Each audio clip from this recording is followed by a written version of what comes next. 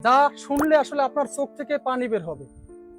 আপনি নন, শুধু যে কোনো হৃদয়বান মানুষের চোখ থেকেই পানি ঝরবে। বলা হয়ে থাকে মায়ের পায়ের নিচে সন্তানের বেহেশত, কিন্তু সেই মায়ের প্রতি যখন এরকম অবহেলা করা হয়, জন্ম দিয়েছেন যিনি, সেই মাকে যদি এরকম একটি মুরগির খোপের মধ্যে আটকে রাখা হয়, তাহলে যেন আল্লাহর আরশ কেঁপে ওঠে, সন্তানের জান্নাত যেন হারাম হয়ে যায়। এরকমই একটি ঘটনার বর্ণনা জানাতে চলেছি আপনাদের। যে মা বাড়ি বাড়ি ভিক্ষা করে সন্তানদের লালন পালন করে বড় করেছেন, সেই গর্ভধারিণী মায়েরই আজ আশ্রয় হয়েছে মুরগি রাখার খোপে। বৃষ্টির পানিতে ভিজে যাওয়া এরকম স্যাঁতস্যাঁতে পরিবেশেই দীর্ঘ বছর যাবৎ বসবাস করছেন জনম দুঃখিনী মা। মুরগি রাখার এই খোপটিতে নেই কোনো কাঁথা কিংবা বালিশ, এমনকি হাওয়া বাতাসও চলতে পারে না ঠিকঠাক। দেখা যায় এমন একটি ঘরেই কোনো মতে খুঁটুমুটু দিয়ে বসে আছেন অসহায় মা।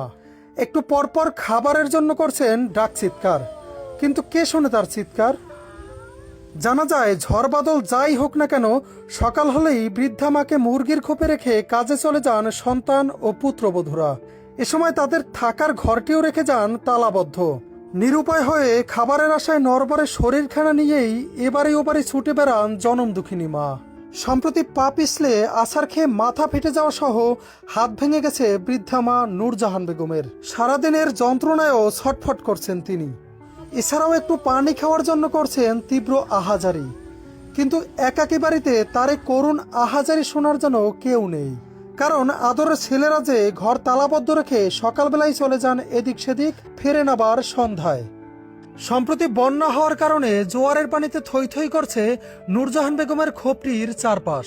এতে যেন তার মধ্যে কাজ করছে এক অজানা আতঙ্ক। দুঃখজনক এমন ঘটনাটি ঘটেছে পটুয়াখালী সদর উপজেলার লাউকাঠি ইউনিয়নের দক্ষিণ লাউকাঠি গ্রামে। অবহেলিত বৃদ্ধা মায়ের দুই সন্তানদের কাছে এ বিষয়ে জানতে চাইলেও তাদের কোথাও খুঁজে পাওয়া যায়নি। 10 মাস 10 দিনের তীব্র কষ্ট, প্রসব বেদনা, নিজে না খেয়েও সন্তানকে খাওয়ানো, ছোট থেকেই আদর যত্নে সন্তানদের শখ আহ্লাদ পূরণ করে বড় করা, এত ত্যাগ স্বীকার করেও মা নামকে জান্নাতের টিকিট কি শেষ বয়সে এসেও একটু যত্নের ভাগীদার হতে পারেন না? অবশ্যই সন্তান হিসেবে আজীবন মায়ের প্রতি আদর যত্ন ও ভালোবাসা আমাদের নৈতিক দায়িত্ব ও কর্তব্য।